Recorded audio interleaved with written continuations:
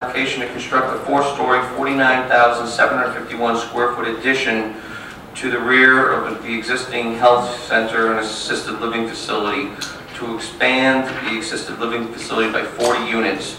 Also to construct a 2,800 square foot accessory maintenance building to the rear of the existing community center and to add parking, lighting, and landscaping. Well, this application was a lot different than the first one, I thought, just by virtue that they didn't have this kind of this big 48-unit apartment building that was a major concern for people, that it was going to be, you know, turned into an apartment building. I think that concern may still remain, you know, but I think it's been somewhat alleviated, but you know, that's just an opinion. So I'd like to hear people's thoughts on this. Stan, go ahead. Thank you, Mr. Chair. Now, if I understand it, the new structure that they were looking to build previously had kitchenettes in it, and in this new application they would not have kitchenettes in it, and this would just simply be beds in there. I don't want to. I saw Joe signaling that he agrees with you.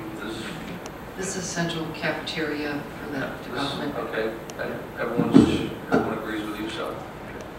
Yeah, I believe that that by doing that, I think that this kind of relieves some of the problems that we had with the previous. The fact that they removed that secondary structure, I like that they had done that, and then with this other structure that's going to be attached to the building, I think by having those efficiencies or whatever you want to call them, not having any dining portion to that, and having that centralized cafeteria, I think that it makes it a lot easier for me to want to pass this. Okay. Mr. Chair? Yes, Pam. I just wanted to make sure that, I know this one, the staff report was posted relatively late today, and I apologize for that, but I did want everybody to make note of the last paragraph that basically addresses the zoning variance, because I know that there was a fair amount of discussion at the public hearing that this project was not valid, the zoning, the variance is expired, but what you have when you have appeals, it stops the clock, and so until the courts render a decision, that basically allows more time, because while it's in appeal and in litigation, any applicant obviously is moving at their own risk. So we have had a considerable amount of discussion with the city solicitor and other staff members, and staff is, you know, as we were at the last meeting, but we double checked and double confirmed to make sure there wasn't anything that had been missed. But staff is comfortable representing to the board that it is in fact still valid. Well, very good. Okay.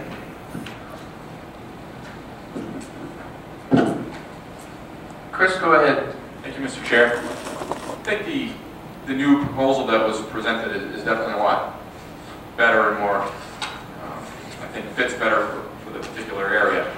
My major concern is the future use of the site. I think that's where I'm hung up is, I think right now, I'm not an expert on the order, but I think everyone knows that it is decreasing, and yet this particular facility is expanding. And I guess I struggle with what happens when, or what do they do with this facility when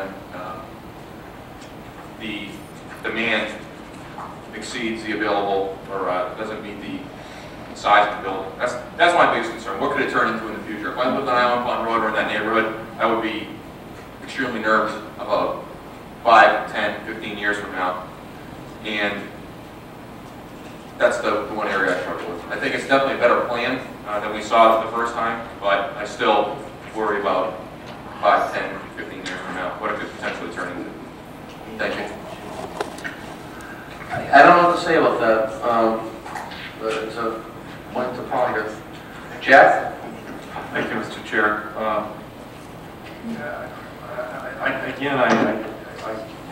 somewhat agree with Chris, and my concern is the future. But we had quite a few of the abutters come out.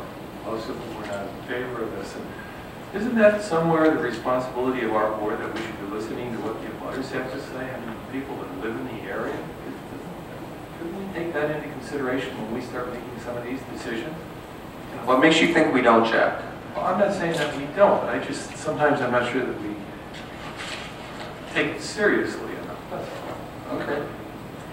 I just think we should. You know, if we lived in that area, it would certainly be very, very important to us. And I think sometimes when we're not directly affected by it, we don't have the right. That's sometimes the right way. Okay. Go ahead, Peter. I would see that just the other way, Jack. When you're not involved in it, when you're not part of it, you're more of an impartial judge. You're more fair to both sides. I can see that also.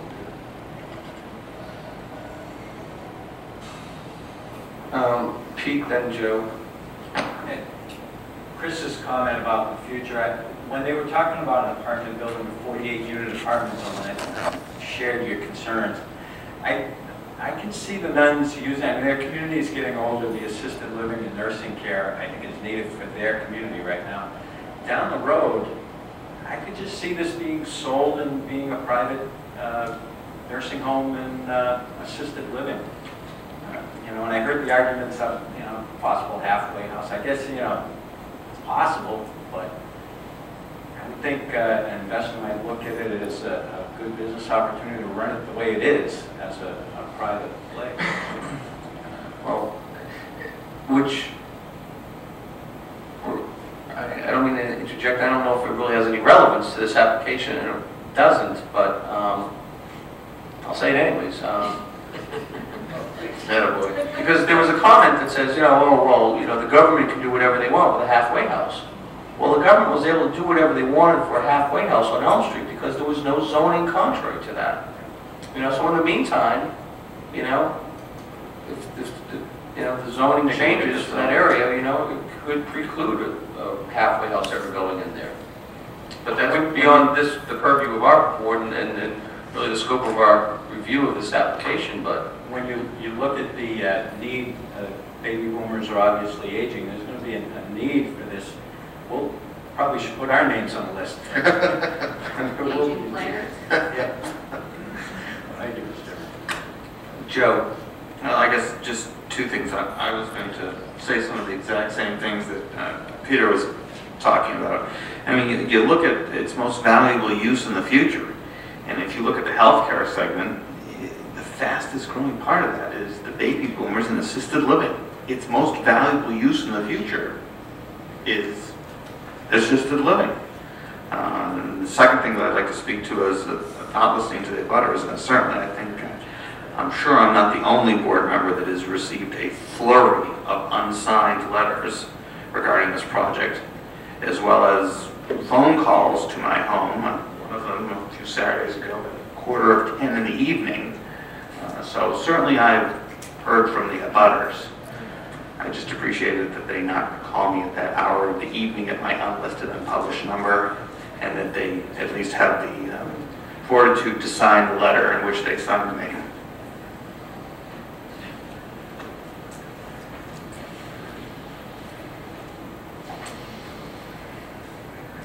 Any further comments?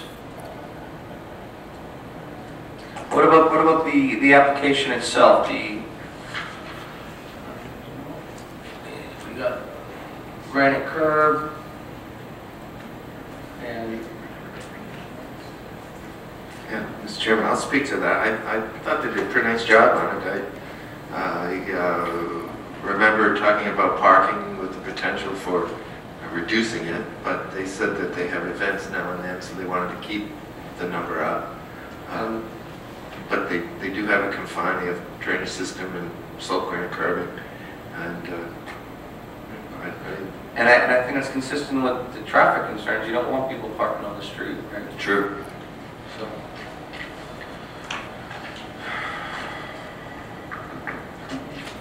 Staff does not have a recommendation here.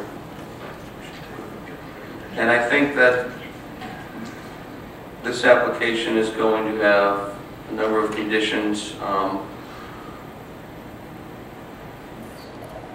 I, for one, believe that it might just be prudent to have staff prepare a recommendation before the board takes action, but is everyone okay with that? I'll make a motion to put it back on the table, Mr. Chairman. Thank you, Peter. Second. Second by Joe. All those in favor? Aye. Motion carries. Okay, on to new items. Mr. Chair, just before you go on, I know we're back to our 2 meetings a month, and typically we would wait until a business meeting to have a recommendation on something from a previous public hearing. That's our general schedule.